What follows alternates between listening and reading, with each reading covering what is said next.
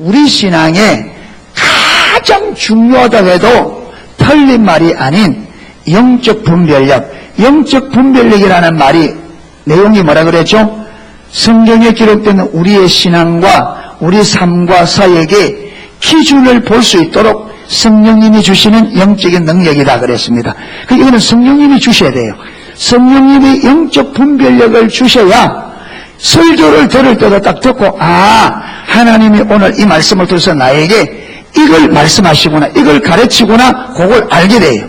성경을 읽어도 성경을 읽어갈 때 하나님이 이 말씀을 가지고 우리에게 이걸 말하고 계시구나, 이걸 의도하고 계시고 이게 보여요. 그러니까 하나님의 의도, 하나님의 마음, 하나님의 뜻, 하나님의 기준이 분별력이 있어야 보여요. 참 신기합니다 이게. 그래서 여러분 분별력이 주지 않으면 하나님을 잘 성경을 읽어서 성경을 잘 안다고 해도 그게 아는 게 아니고 잘못 알아요. 분별력이 없으면 성경을 많이 읽어서 알아도 나는 성경을 잘 안다는데 그게 아는 게 아니고 그게 잘못 이해해요. 그래서 영적 분별력이 굉장히 중요합니다. 그래서 영적 분별력의 중요성, 영적 분별력을 가지고 가면 영적 분별력이 얼마나 중요한지 5가지를 쭉 살펴보았습니다. 자, 오늘은 뭘 보느냐 하면 이 영적 분별력이 무엇과도 밀접한 관련이 있느냐 하면 부흥과도 밀접한 관련이 있습니다. 부흥을 위해서도 분별력이 대단히 중요합니다. 여러분 오늘 이 시대는요 정말 부흥이 절실하게 필요한 시대입니다. 아멘. 부흥은 언제 오느냐? 기독교 역사를 살펴 부흥은 항상 교회가 가장 침체되었을 때에 부흥이 옵니다.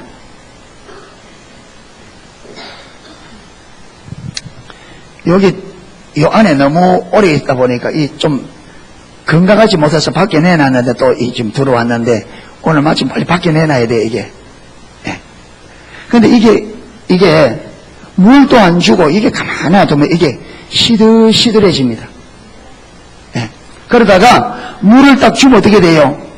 싹 살아나요. 그러니까 물을 주면 싹 살아난다 이 말은 아직도 요거 안에 스스로 살아날 수 있는 자생력이 있다 이 말이에요. 아직까지 시들시들하지만 아직도 이 안에 생명이 힘이 있어서 물만 주면 살아날 수 있는 힘을 이걸 자생능력이라 그럽니다. 스스로 살아날. 그런데 어느 시점이 딱 지나가면 물을 주어도 안 되는 시점이 있습니다.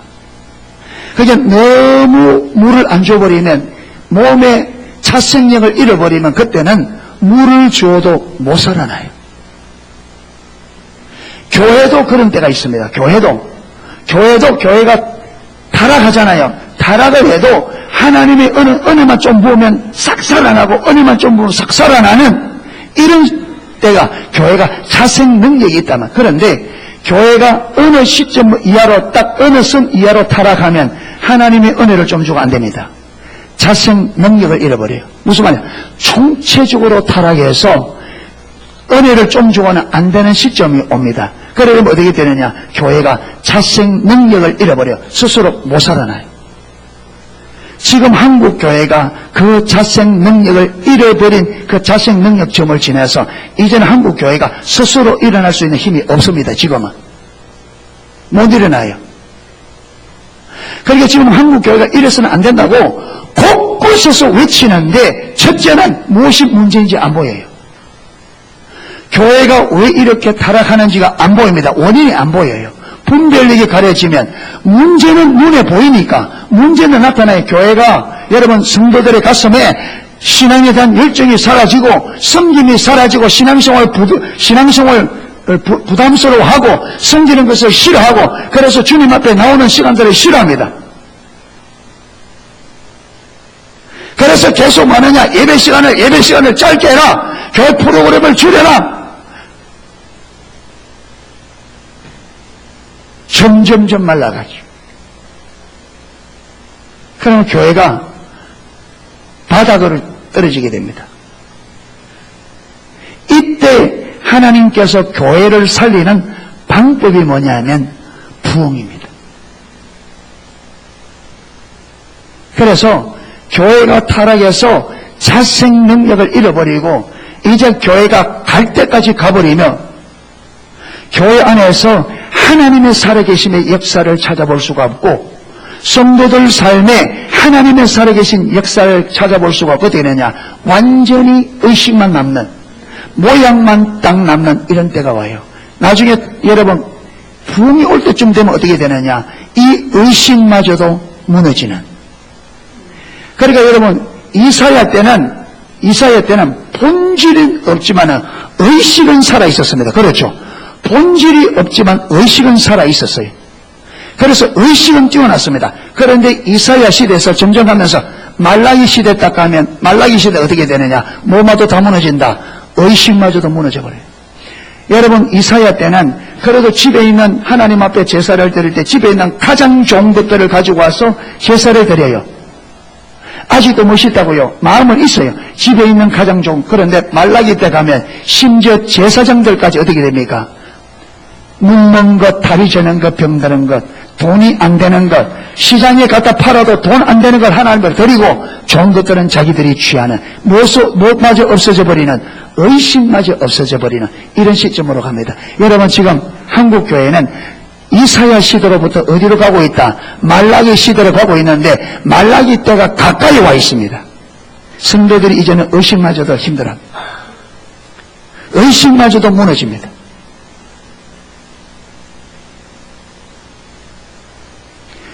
주일 오전에 드렸던 성도가 오후 예배는 절반도 안 나옵니다. 수요 예배는 그 성도의 10분의 1만 나와요. 1000명의 성도 같으면 수요일은 100명 정도밖에 안 나옵니다. 많은 하나님의 백성들이 일주일에 주일 오전 예배 한 번 딱 나오면서 신앙생활을 한다고 하는 성도들이 우리 한국의 대부분입니다.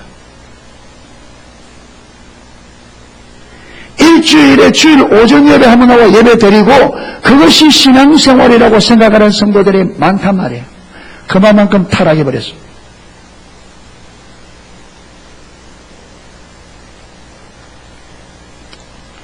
그래서 지금 한국교회는 하나님의 부흥이 절실한 필요 있는 시점에, 아멘. 지금 보세요. 지금 나중에 우리가 지금 주일 저녁에는 로마서를 살펴보고 있는데 로마서 2장 17절을 보십시오. 로마서 2장 17절.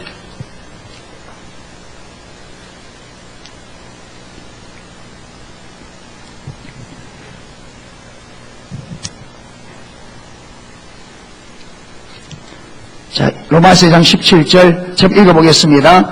유대인이라 칭하는 네가 율법을 의지하며 하나님을 자랑하며 율법의 교훈을 받아 하나님의 뜻을 알고 지극히 선한 것을 좋게 여기며 네가 율법에 있는 지식과 진리의 규모를 가진 자로서 소경의 길을 인도하는 자요 어둠에 있는 자의 빛이요 어리석은 자의 혼도요 어린아이의 선수라고 스스로 믿으니 그러면 다른 사람을 가르치는 네가 네 자신을 가르치지 아니하느냐? 도둑질 말라 반포하는 네가 도둑질하느냐?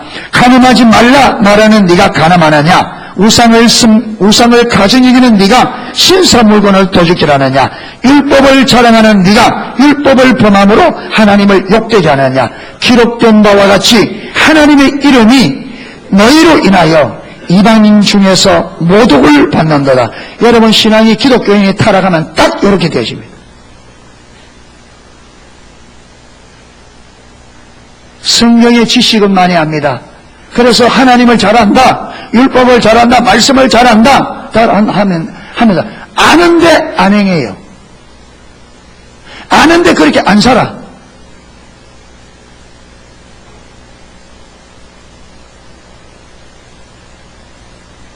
여기 보면 율법을 가르치는 네가 네 자신을 가르치지 아니하느냐?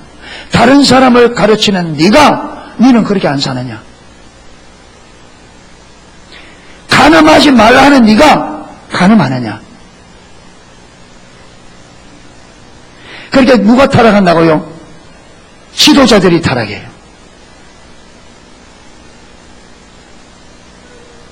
지도자들이 타락하면 메시지가 올바로 전해질 수가 없습니다. 그렇기 때문에 주의 백성들이 타락하게 되어 있습니다.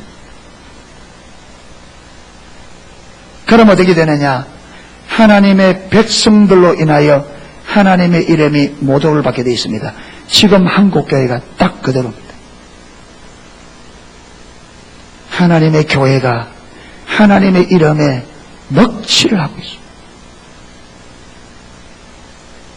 세상 사람도 하지 않는, 여러분 세상에서 세상에 여러분 기업도 의식이 있는 기업은 여러분 자기 자식이 그 기업을 맡을 능력이 안 되면 다른 사람에게 넘겨줍니다. 의식 있는 기업가는 기업이라도 자기 소유의 기업이라도 여러분 의식을 가지고 있는 사람에게 그 기업을 물려줘요.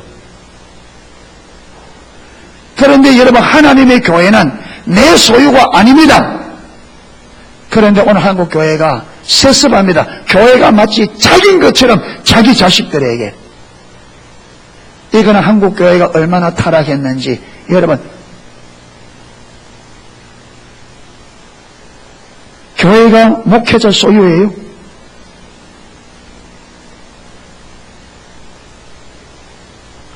그러니까 제가 간접적으로 들어요. 직접 들은 게 아니고. 그러니까 여러분 자기 자식에게 그게 반대하는 사람들이 있을 것 아닙니까? 그게 반대하는 사람들 보고 마귀라고.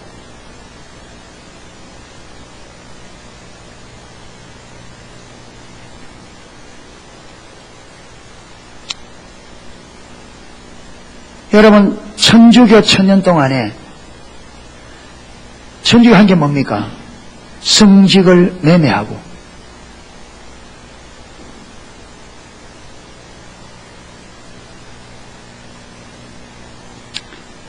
오늘날 교회가 여러분 오늘 교회는 안 그런 줄 압니까? 성직 매매 안 한 줄 아십니까? 집사님 되고 장로님 되려 하면 돈 얼마씩 내놔야 돼.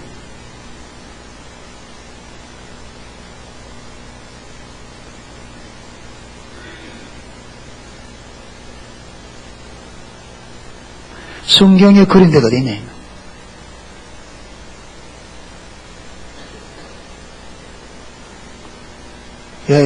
이 중에 여러분이 10분은 돈 낸 사람들 회개하셔야 돼요.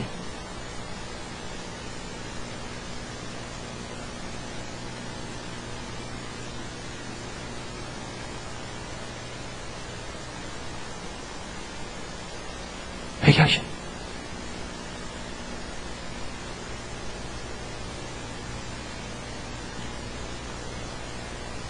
그래서 지금 한국교회는 여러분 그러면 여러분 나보고 당신은 잘하느냐? 그러면 내가 나는 잘한다 이래 말 못해요. 왜? 나도 이런 문화 속에 있는 목회자입니다. 근데 제가 잘한다 이게 아니고 성경이 이렇게 말한다 지금 그걸 이야기하는 거예요. 아멘? 내가 잘한다 이 말이 아니라 성경이 말하고 있는 것이 이것이다. 그걸 살펴보는 것이 나는 잘하고 당신 틀렸다 이 말이 아니에요. 오해하지 마세요. 뭐냐? 성경이 말하는 신앙은 이거다. 지금 그걸 말하는 거예요.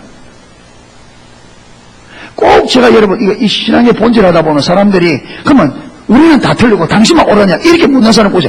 내가 맞고 틀렸단 말이고 성경이 말하는 믿음이 이거다. 제가 그걸 이야기하는 거예요. 여러분 제가 제일 잘났다고 하는 게 아니잖아요. 성경이 말하는. 그게 신앙이 타락하면 교회가 타락하면 어떤 열매가 맺는다? 이렇게 되어진다. 그래서 한국교회가 이 열매가 지금 맺고 있으니까 한국교회 무엇이 필요하다? 하나님의 부흥이 필요하다. 그걸 말하는 거예요. 내 잘했다. 우리 교회 잘했다. 그 말이 아니고. 아멘? 예. 하도 여러분 사단이 잘 속이는데 여러분 사단에게 하도 잘 속았어.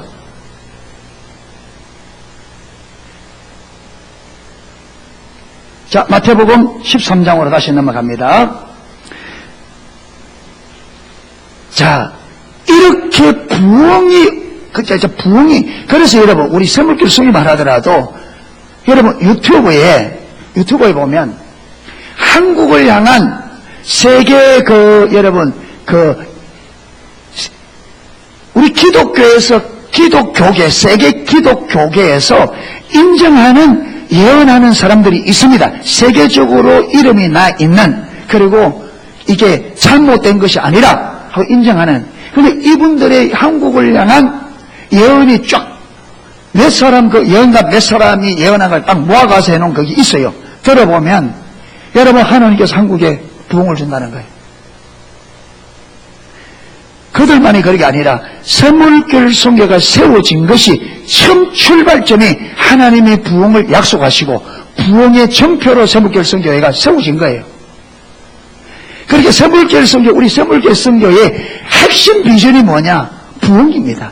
그래서 회복과 부흥을 말해요. 왜? 하나님께서 세물교회 선교를 세운 이유가 뭐냐? 부흥의 한 표지로 세웠다. 부흥의 한 표지로. 그래서 초반전에는 부흥이 곧 올 줄 알고 부흥 했는데 10년이 넘어가고 10년이 안 오니까 지금 부흥말이 좀 들어갔는데 아니요. 하나님의 약속은 분명합니다. 아멘. 그런데 시간이 우리와 다를 뿐입니다. 그러니까 우리는 주님의 부흥으로 오실 때까지 우리의 주님의 부흥에 대한 기대를 놓쳐서는 안 됩니다. 아멘. 그걸 기다려야 돼요. 여러분, 지금 우리 교회나 한국 교회가 회복되기 위해서는 지금은 여러분 농속 교회만 부흥회가 될 문제가 아니에요. 지금 한국교회 전체 교회가 일어나야 됩니다. 아멘. 그래야 열방을 섬깁니다. 여러분, 열방이 얼마나 넓고 크고 많은데 안 돼요. 한국교회가 다 일어나서 연합해야 섬겨야 열방을 섬길 수 있습니다. 할렐루야. 그렇기 때문에 하나님께서 한국교회에 부흥을 붓겠다고 약속을 하셨어요. 예. 그렇게 빨리 안 온다고 우리가 이게 기대가 무너지면 안 돼요.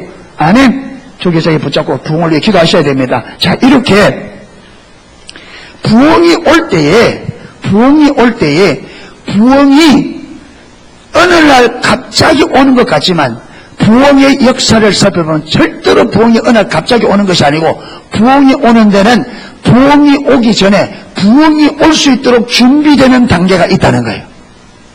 부흥의 단계가 있어요.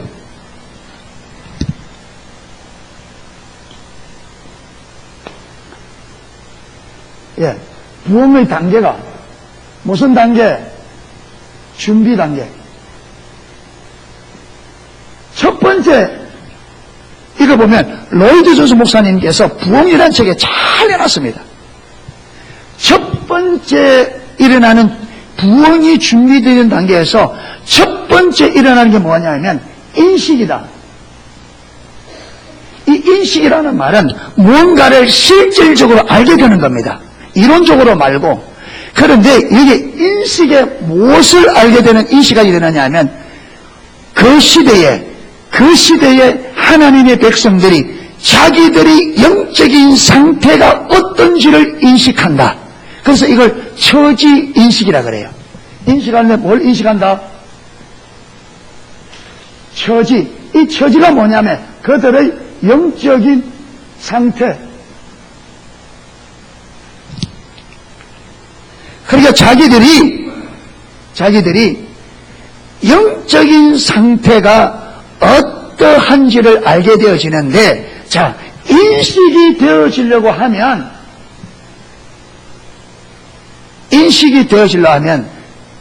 조건이 있습니다. 뭐냐면 인식이 어떻게 되어지느냐? 내가 잘못됐다는 걸 어떻게 알아요?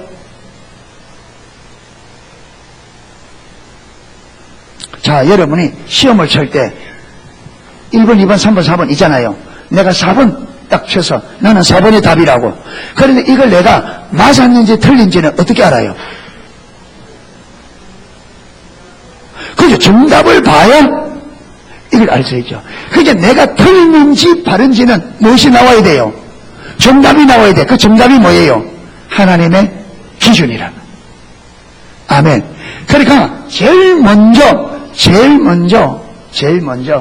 하나님의 기준이 딱 보여져서 그 기준으로 볼 때 자신들이 하나님을 너무나 멀리, 자기들은 신앙생활 나름대로 잘한다고 신앙생활 열심히 한다고 하는데 하나님의 기준이 딱 보이니까 그 기준에 딱 비춰보니까 자기들이 하나님을 너무나 멀리 떠나 있는 자기들의 영적 상태를 딱 인식하는 거예요.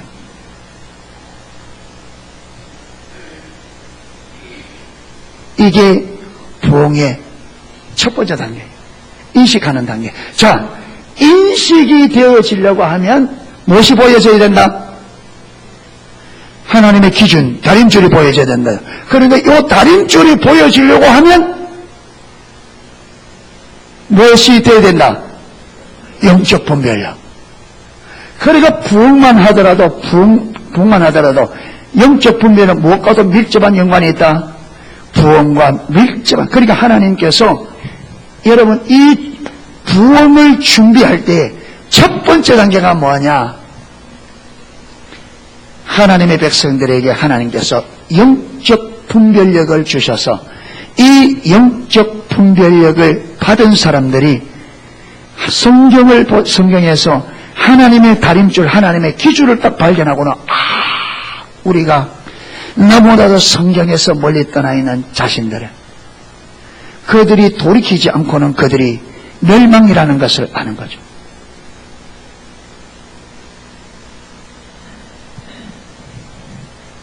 멸망. 자, 그러면 오늘 우리가 씨 뿌리는 비유를 들었잖아요. 그럼 하나님은 누구에게 영적 분별력을 주느냐? 이게 관건이잖아요. 누구에게 영적 분별력을 주느냐? 그런데 이거 여러분, 예수님께서 좀 씨 뿌리는 비유를 하는데, 씨는 뭐라고 얘기해보면, 씨는 뭐예요? 자, 19절에, 자, 18절에, 그런즉 씨 뿌리는 비유를 들어라. 말하면서, 아무나 천국 말씀을 듣고, 이 말 여기서 씨는 뭐라고요? 천국 말씀이에요. 아멘? 씨는 천국 말씀이에요. 그 다음에 씨를 뿌리는데 어디 뿌려요? 밭에 뿌려요. 근데 그 밭이 뭐라고요? 마음이에요. 우리 마음이에요. 지금. 그러니까 예수님께서 씨 뿌리는 비유를 들었는데 이 씨는 천국 말씀, 하나님의 말씀이에요. 그런데 이 씨를 뿌리는데 밭에 뿌린단 말이에요. 그런데 이 밭은 사람의 마음이에요. 그게 무슨 말이냐면 예수님께서 지금 오셔서 하나님 나라의 말씀을 지금 선포한단 말이에요. 이때 이 말씀을 듣는 사람들의 가운데 그 말씀을 듣는 사람들의 마음의 상태가 몇 종류라는 거예요? 네 종류라는 거예요. 예수님께서 말씀을 전하는데 그 말씀을 듣는 사람들의 마음이 네 종류의 마음이 밭이 있다는 거예요. 그런데 그 네 종류의 밭 중에 어느 밭에만 이 씨가 자라서 열매를 맺느냐 하면 좋은 밭만 맺는다 그래요. 좋은 밭만.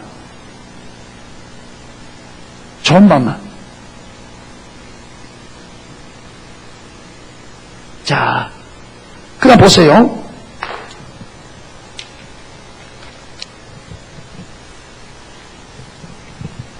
지금 보세요. 지금 예수님께 무슨 일을 하고 있느냐 하면 예수님은 지금 무슨 일을 하는가 하면 예수님께서 하나님의 나라 왕으로 왔잖아요. 지금 이 세상은 하나님이 창조하셨고 하나님께서 창조한 목적은 이 땅에 하나님의 나라를 세우는 것이 하나님께서 이 땅을 창조한 목적입니다.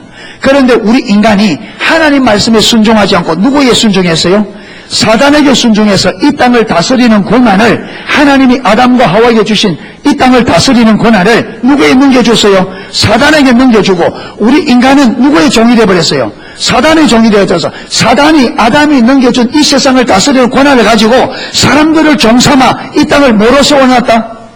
사단의 왕국을. 그래서 예수님께서 이 사단을 뭐라 합니까? 이 세상의 임금.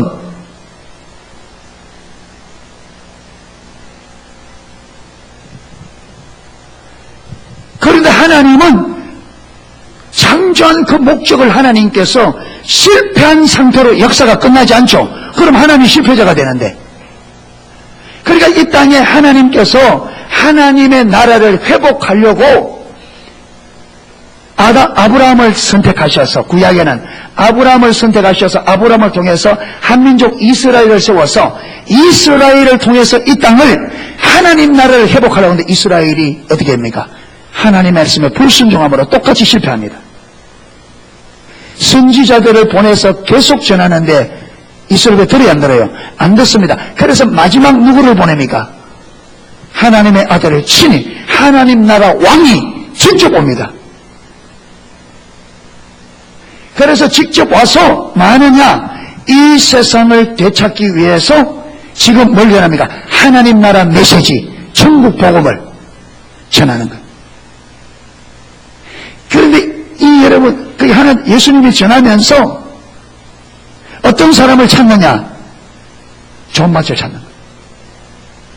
말씀을 뿌릴 때에 이 말씀을 깨닫고 이 말씀의 전부를 거는 사람들을 불러보는 거예요. 그래서 예수님께서 3년 동안 사역을 하고 3년 동안 사역을 해서 거두어들인 좋은 밭이 몇 명이냐? 120명. 그들을 어디에 모았어요? 마가다락방에 모았어요. 예수님께서 3년 동안 복음을 전해서 하나님의 말씀을 깨닫고 그 말씀에 자기의 전부를 거는 사람, 하나님의 뜻과 목적을 위해서 자기 삶의 전부를 거는 사람을 불렀는데 그게 120명. 그들을 어디에 딱 모았느냐? 마가다락방에 모았어요. 성령이 어디에 임했어요? 여러분, 이것을 로이드 존슨 목사님은 이것이 우리 기독교 역사의 부흥의 원조라. 부흥은 항상 이런 방식으로 온다. 기독교 2000년 역사에 이것 외에 다른 방식으로 온 적이 없다. 그렇게 이 마가다락방에 성령님이 임하심을 로이드 존슨 목사님은 첫 번 부흥의 원조다. 부흥은 언제나 이 마가다락방에 성령님이 오신 것의 재현이다. 그러지 말. 그래서 여러분, 하나님의 부흥이 이 땅에 임하기 위해서도 절실하게 필요한 게 뭐냐? 분별력을 가지고 하나님의 천국 메시지를 듣고 그 말씀을 깨달아 그 말씀에 자기의 전부를 거는 무리들이 필요하다. 여러분, 그러니까 이 120명이 주의 말씀을 듣고 하나님이 뭘 원하는지, 그죠? 여러분, 이 기준이 뭐라 그랬습니까? 우리의 삶과 신앙과 사이의 기준이다. 그러니까 저분이 예수님의 메시지를 듣고 저분을 통해서 지금 하나님이 자기들에게 어떤 삶을 요구하며 어떤 신앙을 요구하며 어떻게 사역하는지를 요구하는지 그게 그들에 비춰지는 거죠. 그렇게 예수님께서 그들에게 누구든지 나를 따르거든 자기를 부인하고 자기 십자가를 지고 누구든지 나의 제자가 되려고 하면 부모와 형제와 전도를 미워야 된다. 이게 말하잖아. 그러니까 그들은 예수님의 말씀을 듣고 깨닫고 그들의 삶을 조정해서 예수님이 말하는 그 말씀에 자기의 온 삶으로 동참하는 거죠. 여러분, 그래서 그들이 10일 동안 온전히 기도했다. 여러분, 거기는 종교 지도자만 있는 게 아니고 여러분 일반 사람도 많은데 그들이 10일 동안 전심으로 기도했다. 10일 동안 아무 일도 하지 않고 뭐 했다고요? 기도했습니다. 그러면 어떻게 그게 가능합니까? 10일 동안 그들이 하던 일 다 내려놔야 돼. 그렇잖아요. 10일 동안 그들 한 거 다 내려놔야 돼. 그러니까 그들은 그거 기꺼이 내려놓고 기도하는데 전심했다. 왜? 하나님이 요구하는 것이 무엇인지 알았기 때문에. 그러니까 그게 가능하다. 10일 만에 왔지만 그들이 여러분 10일 동안에 안 오면 주님이 부흥이 올 때까지 말판이에요. 그들의 삶의 모든 걸 내려놓고 거기서 성령님이 약속하신 예수님께서 약속하신 성령님이 오실 때까지 기도하기로 작정하고 그러니까 자기들의 모든 삶을 여기 건 거죠. 왜? 예수님이 뭘 원하는지를 알았기 때문에 주의 말씀을 깨달았기 때문에 가능하다. 이게 그들의 처지가 인식되기 때문에 지금 이런 상태로서는 그들이 잘 먹고 잘 사는 게 아무런 의미가 없는 게 보여진 거죠.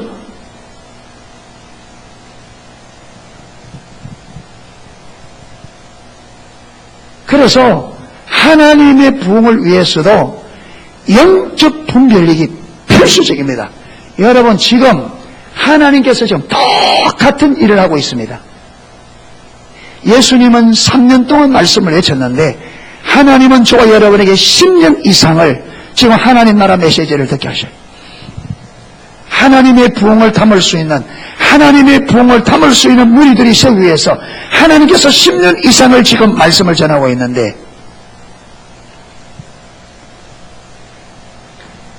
누가 이 말씀을 보느냐?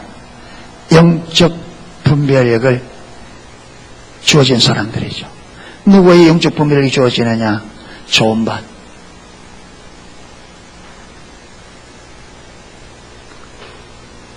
자, 그 보세요. 19절. 아무나 천국 말씀을 듣고 깨닫지 못할 때는 악한 자가 와서, 이게 악한 자가 누굽니까? 사단이 와서 그 마음에 뿌려온 것을 어떻게 한다? 빼앗아가 버린다. 이는 곧 길가에 뿌려온 자요. 그러니까 여러분, 이 길가에, 마음의 밭이, 길가밭이라 이 말은 굳어 있는, 딱딱하게. 이게 뭐냐 하면 교만한 밭입니다. 교만한 밭. 예. 자, 앞으로 보겠습니다. 11절 한번 보십시오. 13장 11절, 13장 11절.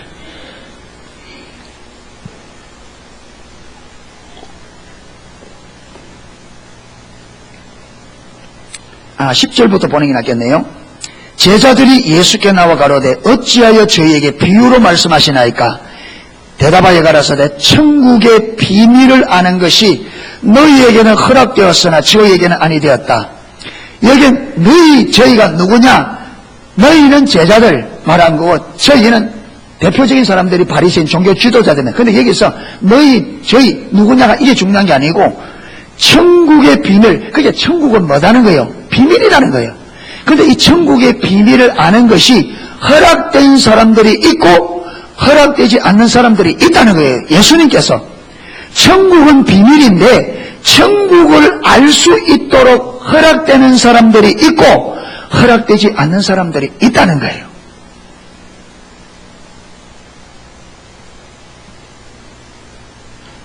(12절) 무릇 있는 자는 받아 넉넉하게 되되 무릇 없는 자는 그 있는 것 없다. 무슨 말이냐? 천국의 비밀이 허락된 사람들, 여러분 천국의 비밀이 아는 것을 허락된 사람들은 분별력을 주어진 사람들입니다. 여러분 분별력이 주어지려면 이미 그 전에 어떻게 돼요? 하나님에 대해서 올바른 마음의 자세를 가지고 있기 때문에 많은 것을 이미 받았어요. 그런데 분별력이 주어지기 때문에 어떻게 된다? 더 받는다. 그래서 어떻게 된다고요? 있는 것 중에 더 받아서 넉넉하게 된다. 그런데 분별력이 가려지면 하나님이 기본적으로 준 것마저도 어떻게 된다? 잃어버리게 된다. 자, 그렇게 말합니다. 그러므로 내가 저희에게 비유로 말하기는 저희가 보아도 보지 못하며 들어도 듣지 못하며 깨닫지 못합니다. 여러분 왜 비유로 말하느냐? 알아서는 안 될 사람들이 마저 알지 못하도록, 그러니까 천국의 비밀을 허락지 않는 사람들이 알지 못하도록 비유로 말한 거예요. 그 다음 천국의 비밀을 알도록 허락된 사람들은 알도록. 그러면서 하는 말이 14절 이사야의 예언이 저에게 이루어서니 이르시되 너희가 듣기는 들어도 깨닫지 못할 것이요 보기는 보아도 알지 못하리라. 왜 이렇게 된다고요? 분별력이 가려지면 이렇게 됩니다. 분별력이 가려지면 말씀을 들어도 못 깨달아요. 몰라요.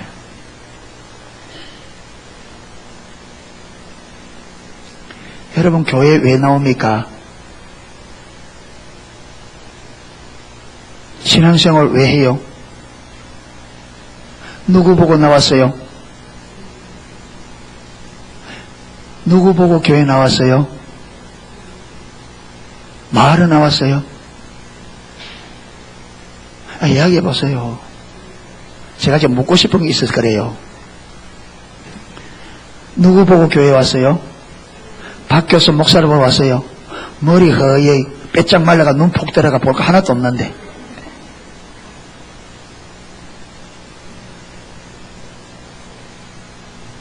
여기에 누굽니까? 최민수나 뭐 그런 사람이 있으면 뭐 올만하다 하지만 최민수도 요새는 늙어가지고 뭐 그렇더라고. 장동건이나 뭐 오면. 근데 왜 왔어요? 볼 것도 없는. 뭐 오면 뭐 좋은 말이나 합니까? 맨날 듣기 싫은 말이나 하는.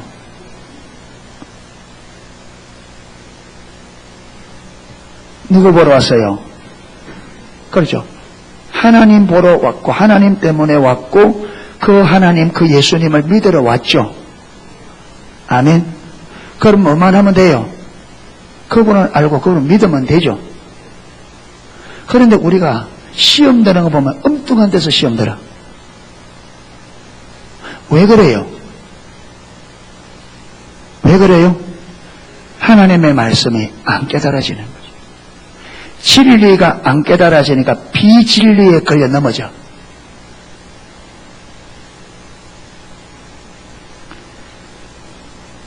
사장님이 너무너무 잘생겨서 그런데 너무너무 이색해서 월급은 쥐꼬리만 줘. 근데 한 사장님은 얼굴은 너무너무 못생겨서 그런데 직원들을 너무너무 사랑하고 월급은 너무너무 많이 줘. 여러분 어디 들어갈래요? 어디 들어갈래요? 어디 들어갈래요? 잘생긴 그게? 돈 버는 데는 사람 안 따지는데 왜 신앙생활하는 그렇게 사람 따지냐 이 말. 돈 버는 데는 돈만 주면 된다는데 왜 신앙생활하는 데는 그게 안 되느냐 이 말이에요. 왜 돈 버는 데는 돈만 많이 주면 된다는데 신앙생활은 왜 신앙생활만 올바로 하면 된다 그게 왜 그게 안 되느냐 이 말이에요. 하나님 보러 왔는데 왜 하나님만 못 보냐. 신앙생활 하려고 왔는데 왜 신앙생활만 안 되느냐.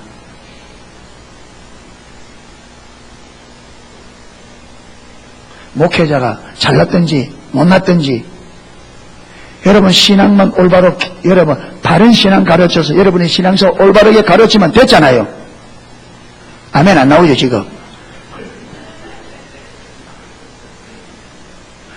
목회자가 여러분 제비처럼 뺀질뺀질이 새겨 막겠어요.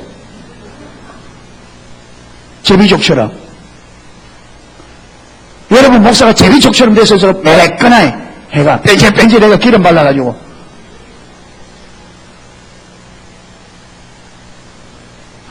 목회자의 사명은 주의 백성들에게 바른 진리를 가르쳐서 주의 백성들이 하나님이 어떠한 길로 바르게 가도록 그거 하면 다 된 거지. 그럼 됐잖아요. 우리 아버지가 꼭 제비족처럼 잘생겨야 돼요. 한번 봅시다. 아버지들 얼마나 잘생긴.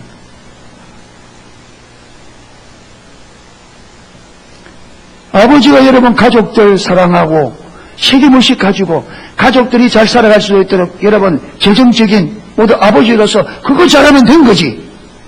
그래 안 그래요? 아 우리 아버지는 장동건이처럼 안 생겨서 나는 아버지를 인정 안 하겠어. 그거 미친 거예요. 그거.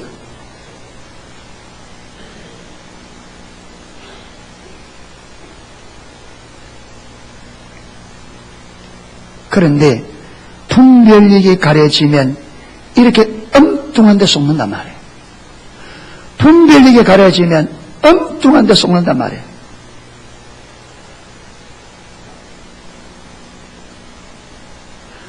말도 안 되는 데 속아 넘어가고 여러분 신천지 보혜사 성령님이 늙었어 지금.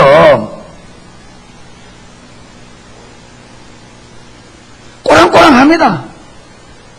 보혜사 성령님이 본 부인을 버리고 지금 바람이 나서 여러분 지금 다른 부인 보혜사 성령님이 그래요. 그런데 그 이 인생들이 보혜사 성령님이라고 그게 영성 불사한다고 지금 믿고 있다고요.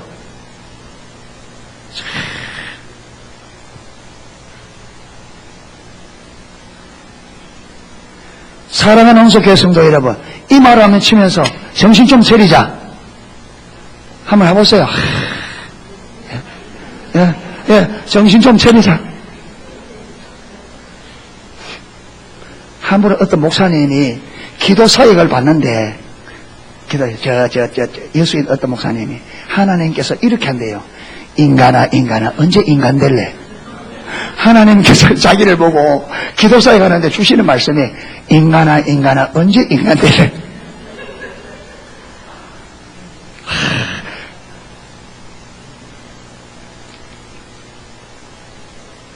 여러분 우리 언제 한번 예수 믿는 사람 하면 되겠습니까? 사랑하는 홍석의 성도 여러분, 우리가 언제 진짜 예수 믿는 사람처럼 한번 믿음의 사람 되겠습니까?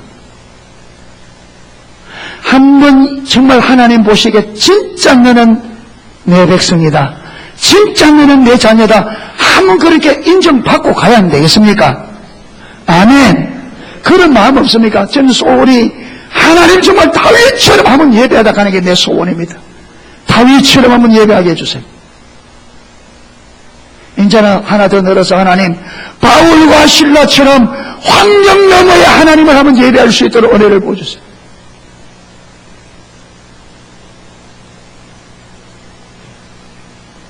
자, 왜 이렇게 눈이 가려지느냐? 보아도 알지 못하고 들어도 깨닫지 못하는 이 영적 소경, 왜 이렇게 되지느냐? 그 밑에 15절 보세요. 13장 15절. 이 백성들의 마음이 완악하여져서 귀는 듣기에 둔하고 눈은 감았으니, 원인이 뭐라고요? 그들의 마음이 뭐다? 완악하다. 이게 여러분 완악하다, 악하다, 이게 예레미야 23장에는 이 완악함을 다른 말로 강팍하다. 강팍하다니 무슨 말이에요? 강팍하다는 말이 이게 시멘트 콘크리트처럼 단단해져 있다는 거예요. 이게 일부 굳은 마음이잖아. 이게 아까 말했던 길가밭이에요. 그러니까 마음이 자기 생각, 자기 고집, 자기 주관으로 시멘트 콘크리트처럼 딱 굳어서 하나님 말씀을 아무리 전해도 받아들인다, 안 받아들인다? 안 받아들여요. 이래 되면 어떻게 된다? 그 말을 누가 다 가져가 버린다? 사단이 다 가져가.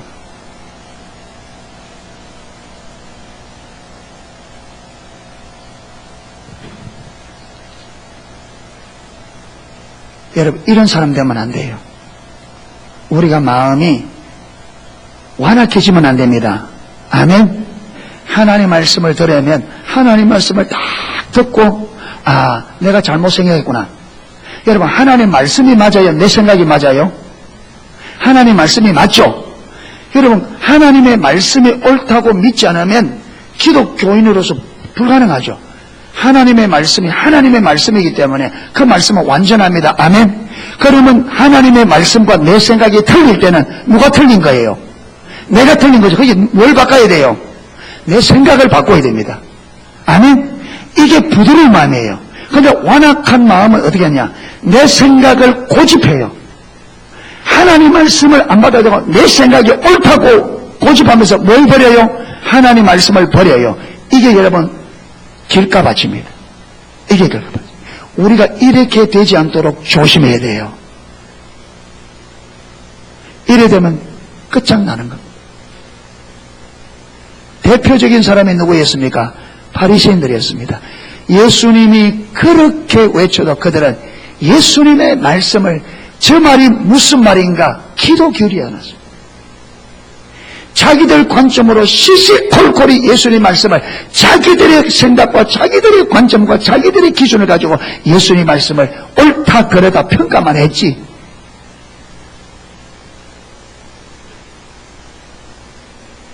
그래서 하나님 말씀을 들을 때 잘 귀담아 듣고 이 말씀 앞에 나를 딱 세워서 여러분 내가 지금 이 말씀대로 살지 못하고 이 말씀대로 내 생각이 이 말씀과 다르고 내가 지금까지 생활해 온 여러분 신앙생활이 이 말씀과 다르면 누가 바꿔야 되느냐? 내가 바꿔야 돼. 내가 잘못된 거예요. 아멘? 말씀이 말하는 대로 고쳐져야 돼요. 그런데 우리는요 분별력이 가려지면 이게 이 기준이 안 보이기 때문에 이게 안 보이기 때문에 안 맞으면 내가 맞고 이게 틀렸다 하고 이거 딱 되지고 내 생각을 고집해요.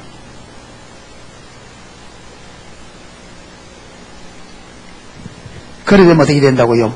천국의 비밀이 그에게 완전히 감춰져요. 하나님의 나라를 알 수가 없어요. 하나님의 뜻과 목적, 의도, 의중이 여러분 천날, 백날, 천날을 들어도 분별력이 가려져 있으면 여러분 천년을 신앙생활해도 분별력이 가려져 있는 상태에서는 하나님의 진리가 안 깨달아집니다. 안 보여집니다. 올바른 신앙생활 불가능합니다. 그래서 여러분 우리 마음의 상태, 마음의 자세가 아주 오늘 새벽에도 제가 기도하는데 갑자기 무엇이 딱 보여지느냐면 예수님의 말씀의 대부분은 중심의 자세에 대해서 말하는 것이다. 여기 딱 깨달아. 내가 그래 딱 새벽기도 올라와서 내가 우리 사복음서에 보면 예수님 말씀은 빨갛게 해놓은 책 있잖아요. 쭉 살펴보니까 진짜입니다. 여러분 예수님의 말씀을 여러분 쭉 사복음서를 한번 쭉 살펴보세요. 빨간 글자만 읽어보면 대부분이 여러분 율법을 지키는 어떤 의식이 아닙니다. 대부분은 우리의 중심의 자세에 대해서 말하고 있어. 예수님은. 왜? 그게 올바르게 되어지면 어떻게 된다고요? 하나님께서 깨닫게 해주셔요. 아멘. 우리의 중심의 자세만 올바로 되어 있으면 하나님께서 알게 하시고 계시하시고 분별력을 주시고 성령이 조명하시고 알게 하셔요. 그래서 예수님도 가장 하나님 백성들에게 가장 중요하고 그래서 우선되는 게 뭐냐? 하나님 백성들의 마음의 중심의 문제, 중심의 자세라는 것을 주님도 아시고 그래서 그 중심의 자세를 올바로 하는데 3년의 삶을 대부분이 사람들이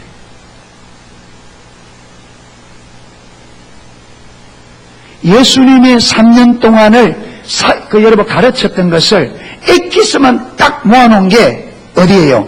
산상수훈입니다. 그렇죠? 3장이가. 그것은요, 산상수훈이 한 자리 한 게 아니고, 베드로가, 마태가 성령의 조명으로 예수님께서 3년 동안 가르친 것을 가장 중요한 것을 딱 모아놓은 게 산상수훈입니다. 그런데 거기에 5장 여러분 1절부터 끝까지 8부 그게 뭐냐? 하나님의 백성들의 중심의 자세 문제입니다. 자신.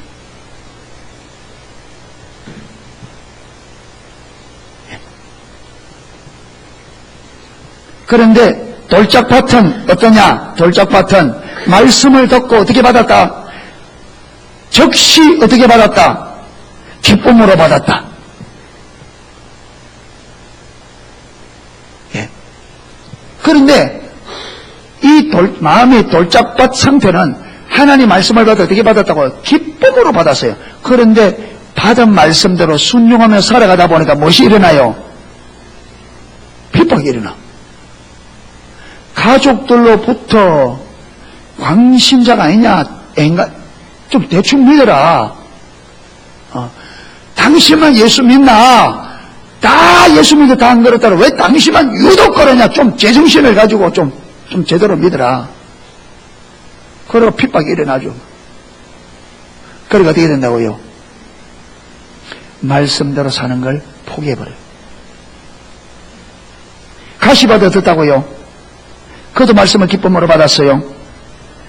그런데 그 말씀대로 가다 보니까 무엇이 손해가 와요? 세상의 영역. 야, 이렇게 살려. 여러분 하나님의 인도를 따라가는 완전 세상 방식이 다르거든요. 이렇게 살아보다 보니까 세상과 너무나 삶이 달라. 이래가 내가 이승무 되겠나 이거? 이래 살아가 되나? 그리고 무엇이 와요? 재물에 손해가 와요. 말씀대로 따라가다 보니까 재물에 손해가 와. 그러니까 어떻게 한다고요? 말씀대로 따라가는 걸 포기해버려요. 여러분 이들은 성경에 하나님 말씀이 깨달아졌다 안 깨달아졌다 말이 없어요. 이들은 뭐냐? 본인들은 깨달았다고 하는데 본인들은 왜 말씀을 기뻐하다. 그런데 주님을 볼 때는 깨달았다 못 깨달았다? 못 깨달았다. 말씀을 깨달았으면 어떻게 된다고요? 그게 전부를 걸어요.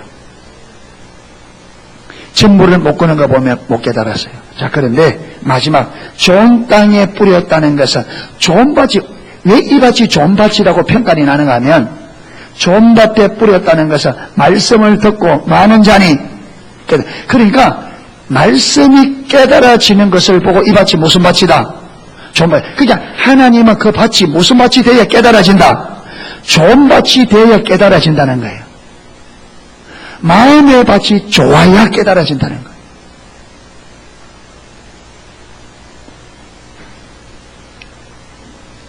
그러니까 이들이 말씀을 깨달아지니까 그들이 온 삶을 동참했더니 어떤 사람을 통해서는 100배의 결실을 맺고 어떤 사람을 통해서는 60배의 결실을 맺고 어떤 사람을 통해서 30배의 그건 다 다르죠. 받은 달란트가 다르니까 온 삶으로 동참해도 5달란트 받은 사람은 5달란트 더 남길 수 있고 2달란트 받은 2달란트 그러니까 이게 30배, 60배, 100배 이런 여러분 한 사람은 100배를 많이 맺고 이게 아니라 하나님이 그들에게 주신 각자 은혜의 분량을 따라 그 열매를 맺은 거죠. 그렇죠.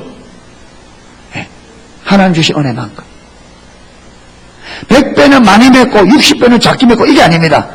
100의 은혜를 부은 사람들은 자기 온 삶으로 동참했더니 100의 은혜를 받은 사람들은 100의 열매를 맺고 60의 은혜를 준 사람들은 온 삶 통해 60의 열매를 맺고 30의 은혜를 준 사람들은 30의 은혜를 맺고 하나님의 주신 은혜의 분량을 따라 그만큼 열매를 맺은 거죠.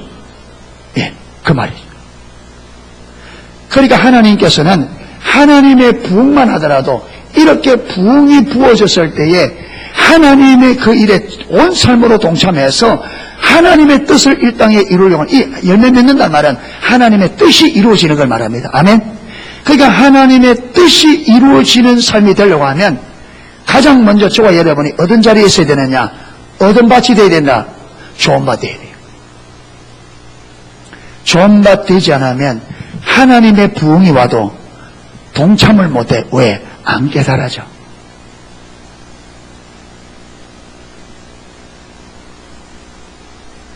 그래서 우리가 마음이 좋은 밭이 안 되면 하나님의 은혜가 와도 받는다 못 받는다? 못 받아요. 부흥이 와도 받을 수 있다 못 받는다? 못 받아요. 안 보여. 준비가 안 돼. 그러니까 우리가 부흥을 기다리면서 해야 될 가장 중요한 그게 뭐냐? 예수님한 것은 저와 여러분의 마음의 밭을 좋은 밭으로 만들어야 됩니다. 아멘. 정말. 그래서 하나님께서는 그 작업을 합니다. 말씀을 들을 때 여러분 우리 안에 저 돌밭은 뭘 골라내야 돼요? 돌 골라내야 돼요. 그 돌이 뭘 방해해요? 곡식이 떨어진 곡식이 뿌리를 내리지 못하도록 방해한다면 그게 돌을 골라내야 돼. 그 다음에 가시밭은 뿌려진 이 여러분 씨앗이 열매를 맺지 못하도록 한 게 뭡니까? 가시잖아요. 그 가시 골라내. 그러면 여러분 말씀 앞에 정직하게 써야 말씀 앞에 정직하게 써야 내 안에 사단이 집어넣은 돌, 사단이 집어넣은 가시들 말씀이 딱 깨달을 때 내가 이거 잘못 생각했구나 돌이킬 때 돌아에 골라지는 거예요. 가시 덤불이 제거되는 거예요. 이러면서 우리가 계속 어떻게 되어진다? 좋은 밭으로 만들어간다. 우리 형 권사님 농사 지을 때는 저 밭이 맹금 알것더만에 지금 버려놓으니까 풀밭이 돼 있었죠. 안 돌보니까 금방 풀밭이 됐어요. 여러분 좋은 밭이 그냥 되는 게 아니죠. 좋은 밭이 그냥 안 되죠. 좋은 밭 만들려면 농부가 얼마나 그게 버려놓으니까 금방 풀밭 돼본다면 우리 마음밭도 마찬가지입니다. 내버려 두면 사단이 금방 뭐 집어넣고 돌 집어넣고 풀씨 뿌려 가라지 뿌려서 어떻게 된다고요? 완전히. 그러니까 늘 말씀 앞에 기도하고 말씀을 읽고 이렇게 집회 참석해서 어떻게 됩니까? 하나님께서 말씀을 비춰주면 말씀에서 내 안에 있는 마음에 잘못된 자식들 바로잡고 이게 돌 골라내고 풀 뽑아내는 거예요. 계속 그 작업을 해야 내 마음의 밭이 좋은 밭이 돼서 하나님 말씀을 줄 때 적각 깨닫고 말씀의 뜻이 분명하게 깨달아져서 내가 온 삶으로 동참할 수 있는 그 밭이 되는 겁니다. 아멘. 그래 가야 돼요. 그래서 저와 여러분 부흥을 우리가 예배하고 준비하면서 저와 여러분의 마음의 밭이 좋은 밭이 되도록 옥토가 되도록 끊임없이 돌을 골라내고 여러분 굳어있는 땅은 어떻게 됩니까? 소로가 갈아엎되 기계로 갈아엎잖아요. 갈아엎어서 거름을 주고 그래서 거름을 자꾸 줘야 땅이 부슬부슬 되잖아요. 그러니까 자꾸 마음을 어떻게 돼? 가꿔야 됩니다. 아멘. 하나님의 말씀으로 마음을 가꿔야 됩니다. 굳어있는 땅은 말씀으로 갈아엎고 여러분 은혜의 거름을 치고 우리 안에 굳어있는 우리의 잘못된 생각들을 골라내고 우리 마음에 여러분 덮어 씌우고 있는 수많은 세상의 염려 근심들 여러분 이 가라지들 가시 덩굴들 말씀으로 걷어내야 됩니다. 할렐루야. 그래야 부흥이 올 때 우리가 부흥을 담는 그릇이 될 수 있습니다. 이렇게 저와 여러분의 마음의 밭을 옥토로 잘 갖고 가는 우리 성도님들 될 수 있기를 주님의 이름으로 축원합니다. 아멘. 예, 찬양 하나 하고 기도하도록 하겠습니다.